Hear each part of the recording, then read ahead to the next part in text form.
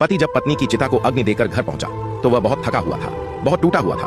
12 साल तक प्यार और समर्पण के साथ रिश्ता निभाकर वह तो चली गई, मगर श्रीकांत के हृदय में एक खालीपन सा छोड़ गई, जिसकी पूर्ति इस जन्म में नहीं होने वाली थी। सारे रिश्तेदार और मोहल्ले वाले बाहर आंगन में बैठे थे, मगर श्रीकांत उनके पास नहीं बैठ पाया। वह अंदर कमरे में आकर उस बेड को निहारने लगा जिस पर पति पत्नी के सुनहरे 12 साल गुजरे थे। अचानक उसकी नजर तकिए के नीचे झांकते कागज पर पड़ी। उसने जिज्ञासावश खोला तो देखा वह उसकी पत्नी का उसके नाम लिखा अंतिम पत्र था। लिखा था, प्रिय पतिदेव, मैं जानती हूँ मुझे कैंसर है और वो भी अंतिम स्टेज में पहुंच चुका है। मैं यह भी जानती हूँ कि अब मैं कुछ ही दिनों की मेहमान हूँ। यह भी जानती हूँ आपने मेरे इलाज के लिए दोनों प्लॉट और सारे गहने बेच दिए हैं। मुझे नहीं बताओगे तो क्या मुझे पता नहीं चलेगा? अर्धांगिनी हूँ आपकी। आपके चेहरे की रंगत पढ़कर जान लेती हूँ कि आपको क्या परेशानी है।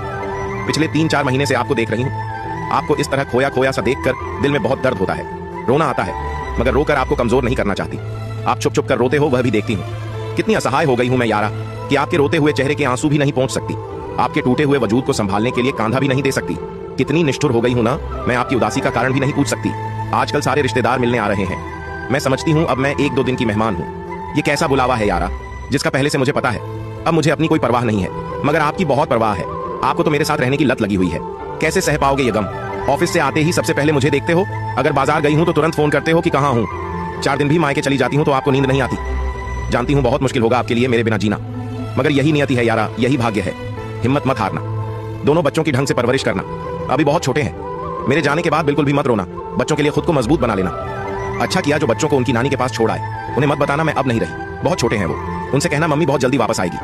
बिल्कुल भी मत रोना। आप मुझसे कहा करते थे ना कि मैं बात बात पर रो पड़ती हूँ। अब देखो आपकी धन्नी कितनी मजबूत है। सब कुछ जानते हुए भी एक बार भी नहीं रोई। इतना प्यार देने के लिए, बेइंतहा टूट कर चाहने के लिए, इस पगली पर दिल खोलकर प्यार लुटाने के लिए शुक्रिया यारा। माफ करना यारा, आधे सफर में छोड़कर जा रही हूँ। अपना ख्याल रखना। मैं जानती हूँ मेरे बिना राहें आसान नहीं होगी। आसमान से रोज आपको देखा करूंगी।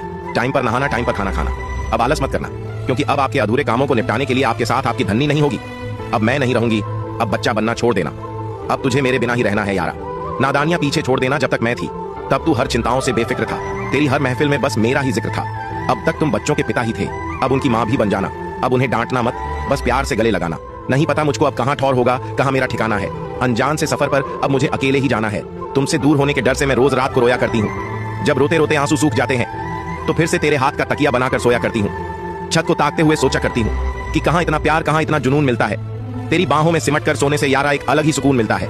अब रूठना भी छोड़ देना, क्योंकि तुम्हें मनाने के लिए अब तुम्हारी धन्नी नहीं होगी। अब टूटना भी छोड़ देना, क्योंकि अब तुम्हें हिम्मत बंधाने के लिए तुम्हारी धन्नी नहीं होगी। अब और नहीं लिखा जाता यारा, थक गई हूं मैं। हाँ अब थक गई हूं। वीडियो अच्छी लगे तो शेयर कर लेना जी।